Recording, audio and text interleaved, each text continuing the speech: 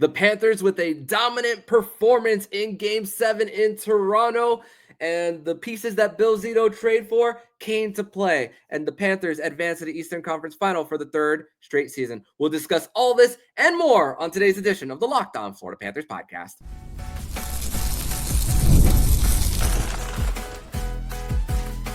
You're Locked On Panthers, your daily podcast on the Florida Panthers. Part of the Locked On Podcast Network, your team every day. And welcome into this Monday, May 19th edition of the Locked On Florida Panthers podcast, part of the Locked On Podcast Network, where it is your team every day. Thank you for making the Locked On Florida Panthers podcast your first listen of the day.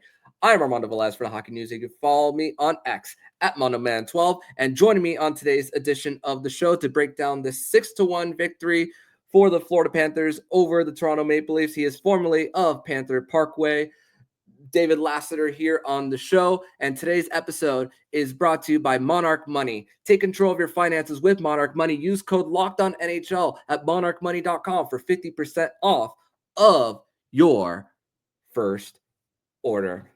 So the Florida Panthers defeat the Toronto Maple Leafs by a final score of 6-1 in Game 7 to advance to the Eastern Conference Final. Well, they will be playing the Carolina Hurricanes in a rematch of the 2023 Eastern Conference Final. But Dave, I want to start off this show by discussing the mindset of the Florida Panthers. Even in Game 7, the Panthers had an optional skate. A lot of the guys weren't on the ice, but just the spirits of the Panthers, I felt that they were in good hands starting from the morning skate. I was nervous right before Game 7. I usually when they're not facing elimination, I'm usually calm during games. But the nerves started to start going. I had 4 cups of coffee today on a day like this, but Matthew Tkachuk saying their game is built for Game 7. Brad Marchand talking about how these are the games that you remember, and man, did the Florida Panthers deliver. Well, if there's anything we've learned about this team is elimination games on the road. They don't care. That's where they live. Mm-hmm. They've done it to Boston. They've done it to Toronto. I think they've done it to Tampa. I think 2 years in a row. So yeah, they don't care. That's their mindset is it doesn't matter. They actually seem to be better on the road. This last couple of years. I don't know exactly what the record is, but I would imagine it's pretty comparable, which is kind of insane. When you think about it, considering they're playing good teams on the road. But the only thing that I kept thinking of is after the Leafs played so good and they played, they kind of played almost like the Panthers did in Game 6, and you get to Game 7 and things start rolling the Panthers' way, like immediately off the first face-off. I think of The Dark Knight Rises, where Bane says, you think the darkness is your ally, you adopted it. I was born in it, and I think like that type of muddy hockey is the Panthers' bread and butter, and it's not the Leafs' bread and butter. They can do it occasionally, but certainly not for 2 games in a row. And it was pretty evident, even though second half of the first period was better for the Leafs, but they were on them from the go. And then you're like, I kind of relaxed a little bit. Although as a Liverpool fan, I did get worried. All those shots on goal and nothing. And I'm used to seeing that with Liverpool, and then all of a sudden the team gets one shot and they're down 1-0. Didn't happen here. Bob was fantastic, especially in that first period when he needed to be. And after the first period, it was academic, right?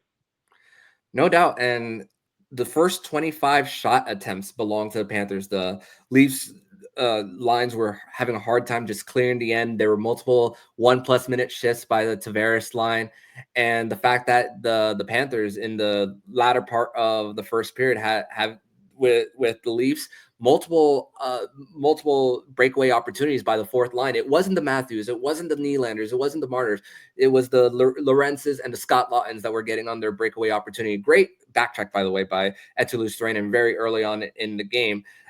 For the Panthers to just to still prevent them from taking the early lead. So that's another thing for the Panthers that was just outstanding with their ability to just keep things afloat.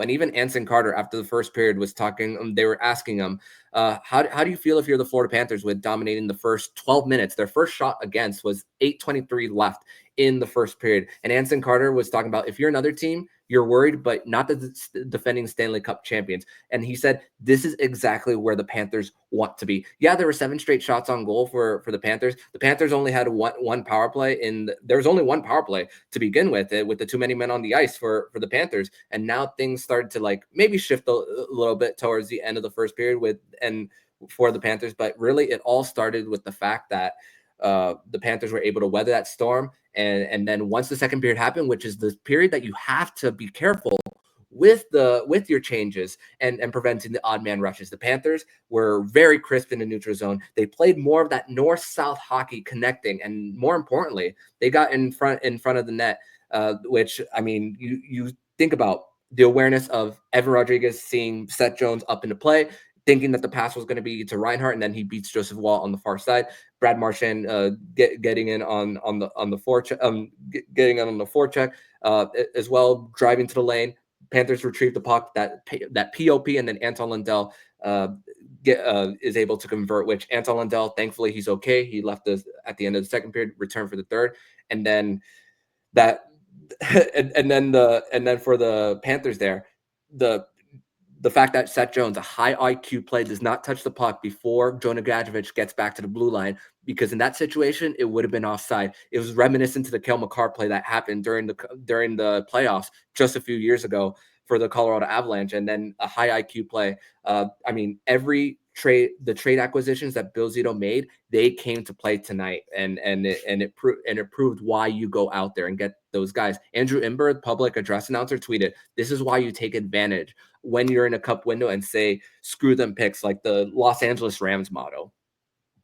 Absolutely. And what Marchand has done to that third line has made it as dangerous as the first or second line. And that was huge. I was a little bit skeptical because he was hurt when he first came in, and you're wondering, is he going to get enough time? I know he's a little bit older, but that was silly thinking by me. He's Brad Marchand. He immediately steps up, and again, now there's 3 genuine scoring lines, and even the fourth line tonight, Gadjevich gets one, and then Seth Jones. This is what a great series for Seth Jones, at least after the first 2 games.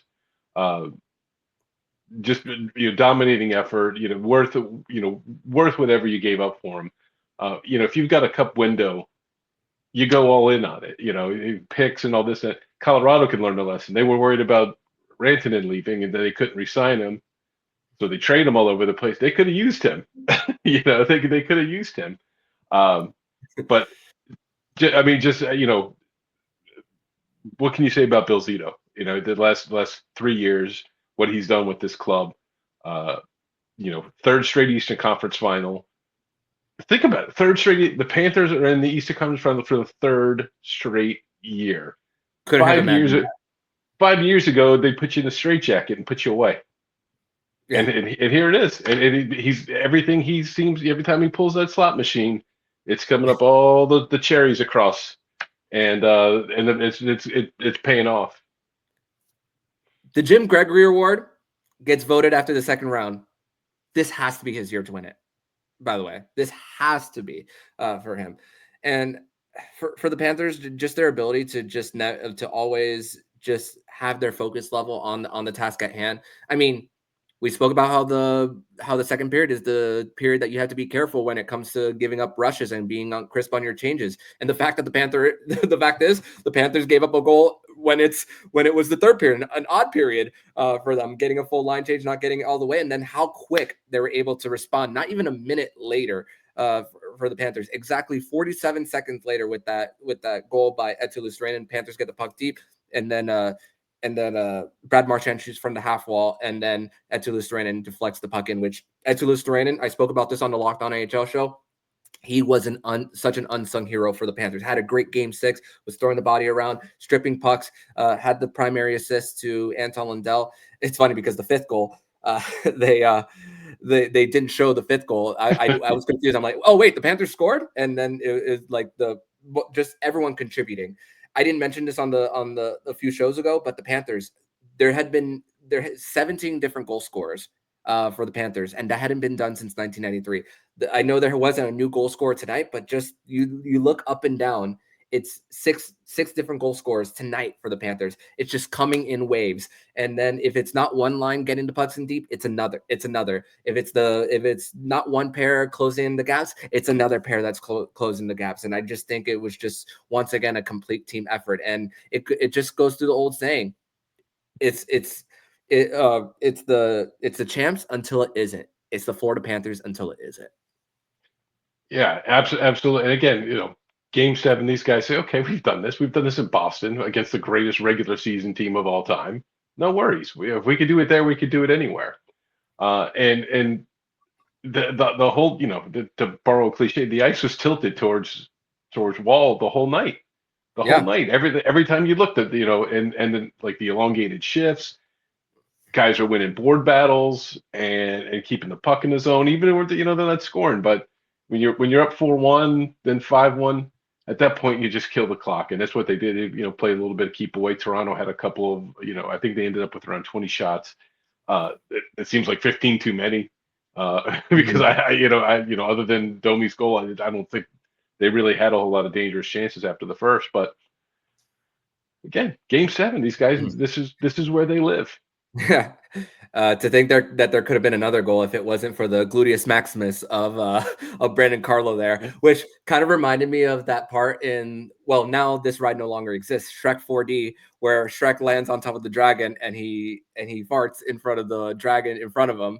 And there, so a little bit of a throwback as now it's been replaced with Despicable Me, Minion Mayhem, and also how well they protected the puck in front of Sergei Bobrovsky. Anton Lundell had a skate save as well before the puck could get in on Sergei Bobrovsky on William Nylander. That was a big moment in the game as well for the Panthers. So just outstanding performance, just a full 60, not necessarily a full 60-minute, but at least for the most part, it was at least 50 plus minutes of great hockey for the Panthers that just were able to just get in Joseph Woll's kitchen. It was more than half of their goals coming because the fact that they had a net front presence.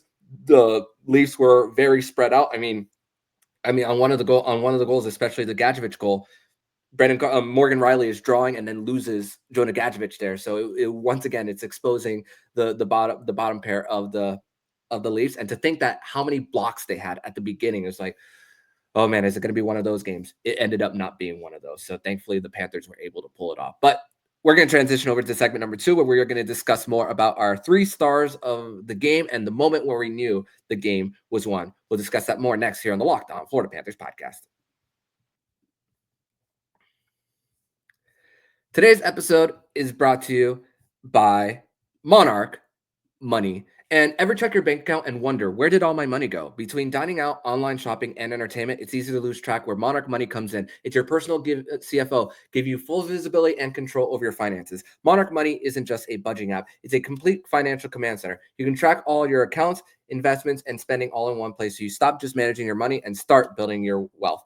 When I started using Monarch, I realized how much I was spending on food delivery. Now I budget smarter and save more. Instead of juggling multiple apps, you can use Monarch to check out your finances, track spending, and even plan long-term goals. Managing money with your partner is smoother than ever. You can track shared and personal accounts, set goals, and stay on the same page without the stress. Take control of your finances with Monarch Money. Use code LOCKEDONNHL at monarchmoney.com for 50% off your first year. That's monarchmoney.com. Code LOCKEDONNHL for half off of your first year.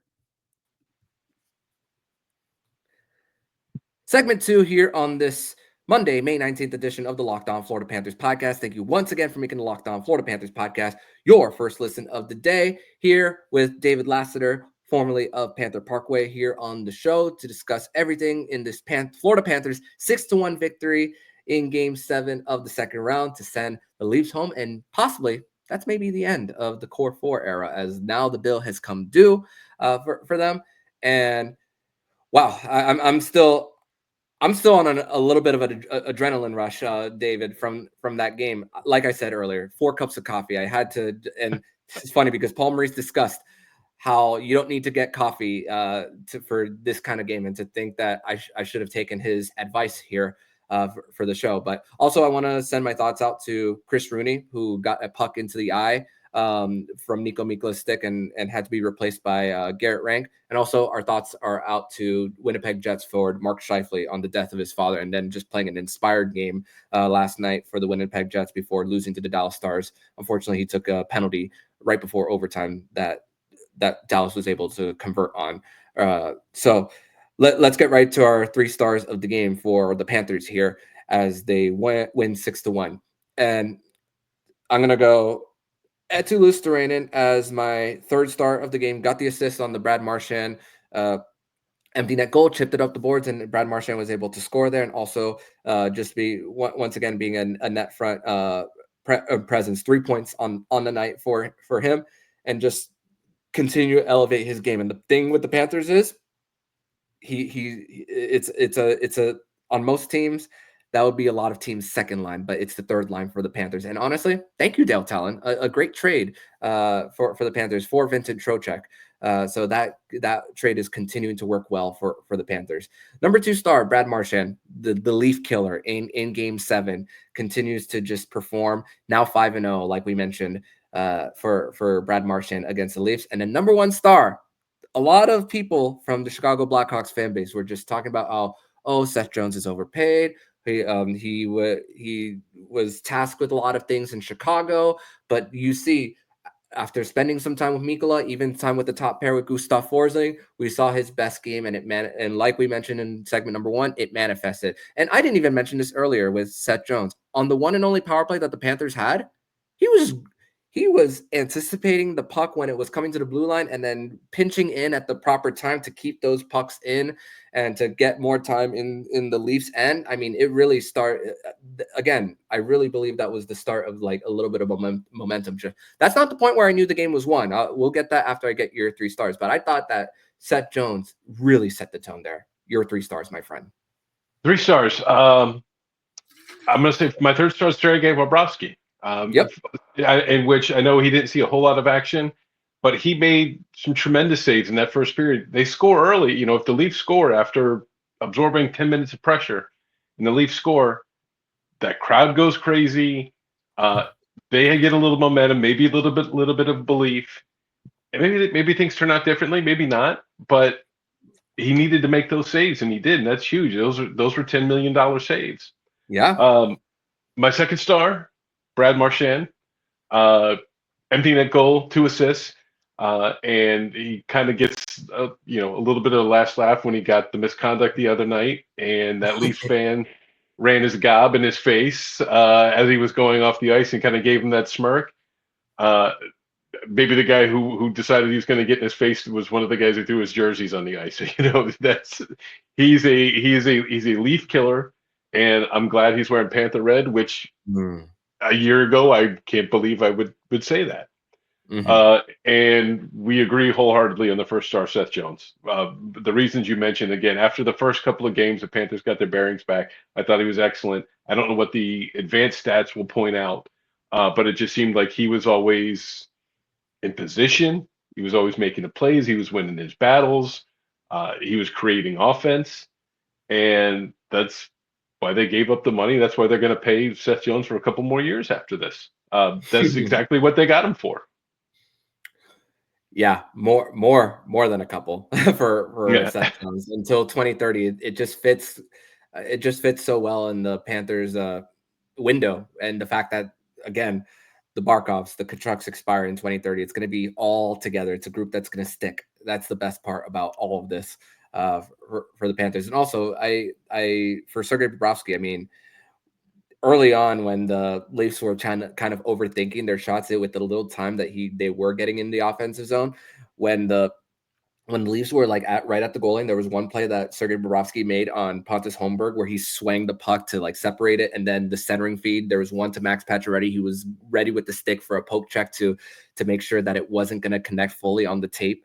So that's another thing on just the protection of the net. It wasn't just making saves; it was just how great Sergei Bobrovsky was. And people don't talk about how calculated Bob is with the stick, with the poke check.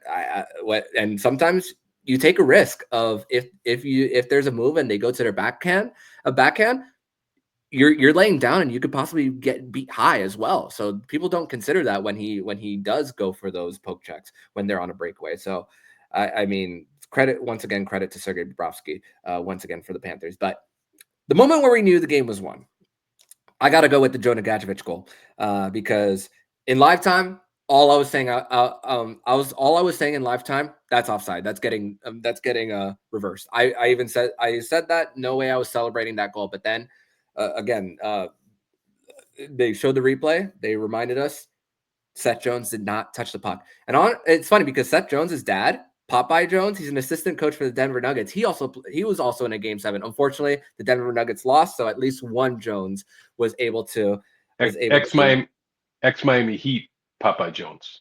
Yes, correct. So and it's funny because did you notice that Scotiabank Arena played The Heat Is On? Did you notice that? I did not notice that. Yeah, they played it. I'm like, maybe I was afraid they were going to ruin Van Halen songs for me because anytime they scored, they played Panama. And yes. I don't know if you could see over my right shoulder here. That's Edward. Don't you dare ruin Van Halen for me. Yep, full screening you for a second to show there we that go. Amazing there poster. We go.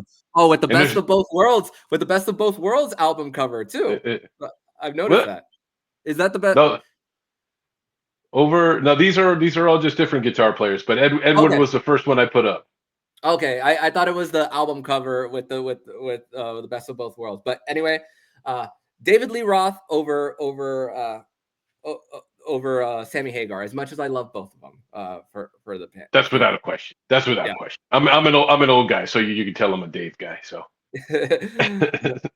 no doubt. But man, so that for the Panthers once again. For me, it's Jonah Gadjevich's goal. And yourself? Luostarinen's goal at 4-1 because at 3-1, Max Domi scores. Max Domi of all people. It's, for whatever jokes you want to make about the Leafs, man, there's a lot of talent there. There's a lot of guys who could score. Yes. So they're one tip, tip shot away, one kind of a fluky goal away from really making this a game. So for them to answer quickly, I think 40 some odd seconds later, after that, okay, I can relax. I can go crack a beer in the fridge from the fridge now. Everything's going to be fine. But that was when I knew, okay, let's just go. Just no one get hurt on the last however many minutes, and let's get to Raleigh. Yeah, and although they made it 2-1, I'm just thinking the Leafs have to do it 2 more times, and the Panthers don't blow 3-goal leads. They've blown a few 2-goal leads from time to time, but not 3. No way that the Panthers are going to blow 3. But we're going to transition to segment number 3, where we are going to discuss the Panthers' history and just how well they fared in Game 7, Paul Maurice, Brad Marchand. But we're also going to talk about the Leafs coming in segment number 3 as well. So stick around here as we are going to continue this victory for the Panthers in Game 7 against the Toronto Maple Leafs here on the Locked On Florida Panthers podcast. Thank you guys once again for making the Locked On Florida Panthers podcast your first listen of the day here on a Monday, May 19th, as the Florida Panthers defeat the Toronto Maple Leafs by a final score of 6-1. And like David said, that's a very talented Toronto Maple Leafs that the Panthers defeated. A stylistic change with Craig Berube, but like I said earlier, the core 4 is going to be broken up because time is running out and you can't pay everybody. So it feels like that the timing for the Leafs is just not in their favor as they chose to run it back. And I mean, they're one of the victims of the flat cap. That's also credit to Bill Zito on how well he's managed the flat cap, especially inheriting the $10 million contract of Sergei Bobrovsky, the calculated risk of still buying out Keith Yandel's contract and still making that Tkachuk trade, even though Tkachuk didn't score a single goal in this series. I mean, Panthers found a way, cap-wise, to still find a way to build a championship team. You sometimes wonder if you're on the Leafs side, if there hadn't been a flat cap, if they would have been able to still build around their team. But you got to pay Matthew Nyes, in my opinion. I think Mitch Marner's gone, in my opinion. How about you? Absolutely. I can't see how he comes back. I think the fan base, Maple Leaf Square, would be filled with very many angry little Smurfs in their blue sweaters, kicking and screaming. He's gone. He can't come back. He can't come No. back. And they'll lose him for nothing, but oh well. Sometimes you get better through subtraction instead of addition. Matthew Knies is a guy I wouldn't mind seeing in a Florida Panther sweater, but that's not going to happen. Bill Zito's not that good. But yeah, obviously he's done, and I mean credit to them. They did make some changes. They brought in Berube. They added Tanev and Carl at the deadline. They kind of did the right things, but it just didn't work because they had some good pieces, but going back to the Panthers, the whole key for this turnaround was Huberdeau and Weegar for Matthew Tkachuk. Even like I said, even though he scored in this series, for what I mean, I can't explain it. He's just one guy. He plays 17 minutes a night. He completely changed the attitude of this team. And maybe the trade itself woke people up. Wait a second, if they're going to trade Jonathan Huberdeau, they could trade me. But for whatever reason, this team has sort of adopted his persona, whether they realize it or not. And you can't there's not a whole lot of Matthew Kachucks out there just waiting to be picked up. So they added guys, but they needed maybe get rid of one of those guys. And obviously, the obvious one is Marner, but they didn't do that. But like you said, sometimes you're hamstrung by the cap. They're still a good team. They won the division this year. Somebody in that front office needs to figure out what they need to take that next step.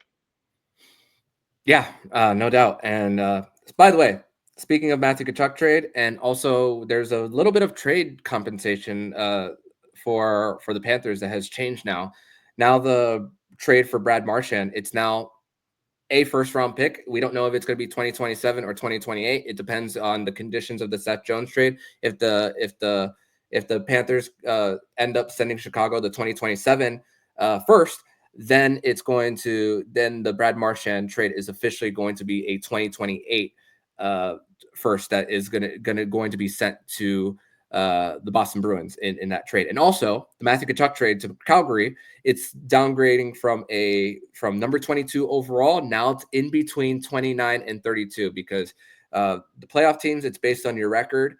And then in the conference final, it's the lowest record to the highest of after that for it's conference final winners and then Stanley Cup final winners after that. But rounds 1 and 2, it's by regular season record. So if you're a Calgary Flames fan, you dropped at least 7 spots in the draft this year for your first round pick. So David, I'm going to take this time in the podcast to gloat a little bit unapologetically when it comes to the Toronto Maple Leafs. Their last Game 7 win came in 2002. So here's a few things that have happened since 2002. I mentioned Shrek earlier in the podcast.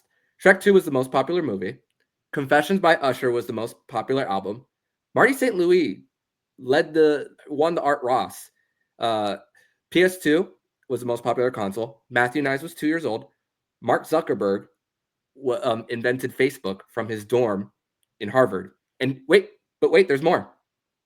There is more. Star Wars Episode 2, Attack of the Clones, just released in theaters.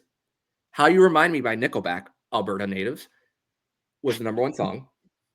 Serena beat her sister Venus, Miami Dolphins owner Venus and Serena Williams, for her first Wimbledon. The Tuck Rule game happened between the Patriots and the Raiders. Sidney Crosby was 14 years old. Kelly Clarkson won the first ever American Idol.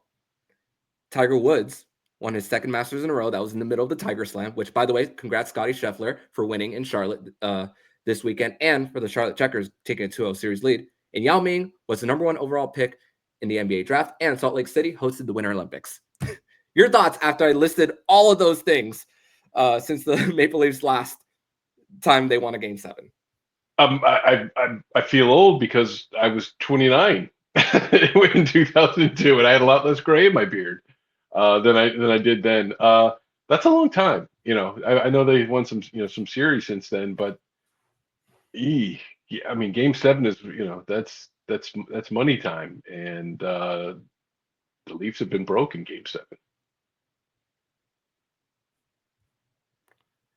Yeah, so yeah, for for the Panthers, it's just putting the adding to the losses of the game sevens there for the Leafs there, as a lot has happened since 2002, their last win in the second round. So also the amount of Leafs fans singing the song Wonderwall and changing it to "You're My Joseph Woll" and saying "We want the Canes" as well. So it's just I'm going to pour some salt into the wound as the Dallas Cowboys of Canada continue to disappoint for them.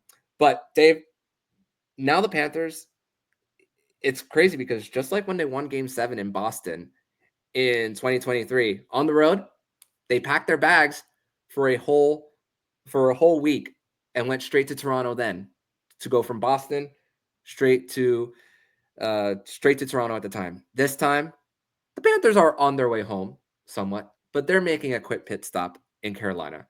And we're recording this on May 18th at 11:36 p.m. It's just before May 19th, which, by the way, May 19th, 2005 is also the day that Star Wars Episode 3 came out.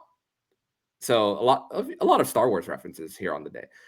2 years ago today, quadruple overtime, Game 1 of the Eastern Conference Final, Matthew Tkachuk ended it. It was technically May 19th at 1:56 a.m. And now the Panthers are going to be facing the Carolina Hurricanes once again.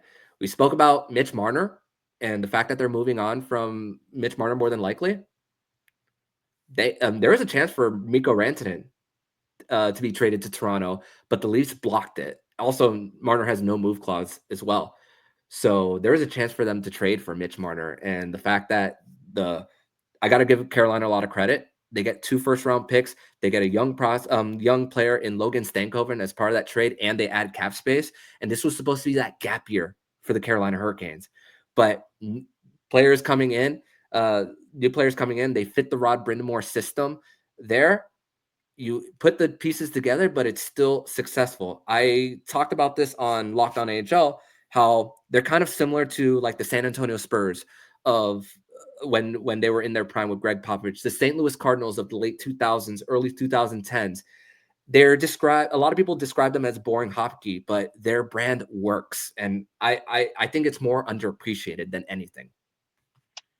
Yeah, and people would describe the Panthers as maybe a little bit on the boring side, but they're a good forechecking team. There's a lot of talent there. Like you said, Stankoven came over in the trade with Dallas. He's been really good in these playoffs for Carolina. He scored some big goals for them. For me, this is going to come down to goaltending.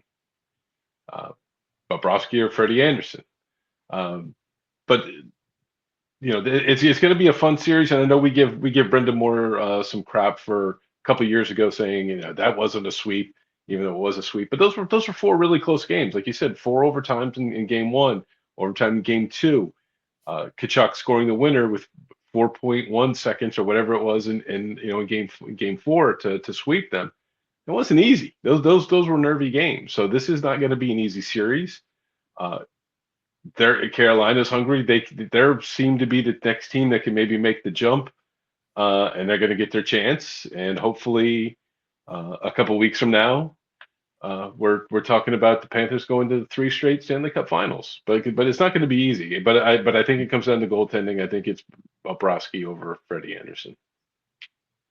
1 point separated them in the standings, and even if the Panthers tied them in points, they would have owned the tiebreaker. So.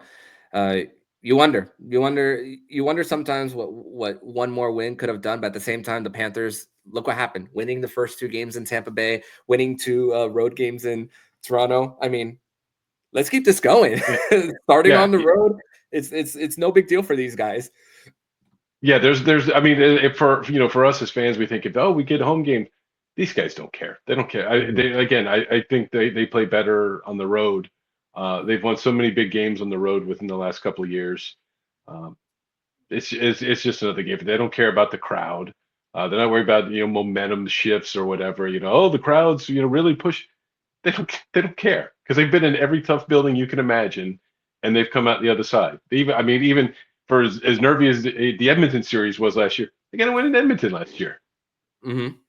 So they don't put them in whatever building. They don't care. They'll win.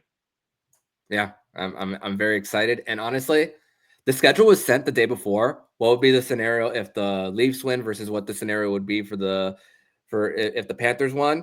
It's every other day starting on Tuesday, and the broadcast is TNT. The TNT will have the Eastern Conference Final, and the fact that they're keeping going, we don't have a lot of time even to celebrate. I mean, the Panthers aren't even celebrating. Their mindset shouldn't even be celebrating. They're halfway to their goal, and the fact that they've been here before, their mindset is it's just another win. This isn't what we're trying to get. No, we're not trying to get second round wins, which once again, it's crazy to think that 3 straight years, but they got other fish to fry, and hoping that they could fry this one in the Carolina Hurricanes starting on Tuesday night, and that they could find a way to advance to the Stanley Cup final for a 3rd straight season. And they're the cream of the crop in the NHL. So hopefully we see that. And Panthers, I'm super excited. But Dave, I want to thank you so much for joining me on this edition of the Locked On Florida Panthers podcast, where the Panthers defeated the Leafs by a final score of 6-1. And tell everybody where they could follow you online, my friend. I'm kind of boring, but if you love to follow me anyway, my Instagram is just my name, David Lasseter, Lasseter, David instead of Dave. That's also my Blue Sky account. That's really all I use. So if you want to talk hockey, or if you want to talk Edward Van Halen, see he's there. And Jimmy Page too. Yeah. Robert Johnson, real king of rock and roll, over my left shoulder. Any Randy Rhodes there? I haven't found a good Randy Rhodes. There's Tom Petty, Mike Campbell there. There's Rory Gallagher. If you haven't listened to Rory Gallagher, go do so, because he's one of the greatest guitar players of all time, even though he's been dead for 30 years. I love dead guitar players. Go listen to him. Awesome. Thank you so much, Dave, and I will see you again soon. Thank you for having me, Mondo. And if you like what you're hearing, please subscribe to the podcast to be notified every single time the Locked On Florida Panthers podcast jumps into your podcast feed. Don't forget to also subscribe to the other shows on the Locked On NHL network, including Locked On NHL, Locked On Fantasy Hockey with Flip Livingstone and Stu Roden, and Locked On NHL Prospects. Thank you once again for making the Locked On Florida Panthers podcast your first listen of the day. Sir Armando Velez with David Lasseter. And you've been listening to Locked On Florida Panthers podcast, part of the Locked On Podcast Network. We're your team every day.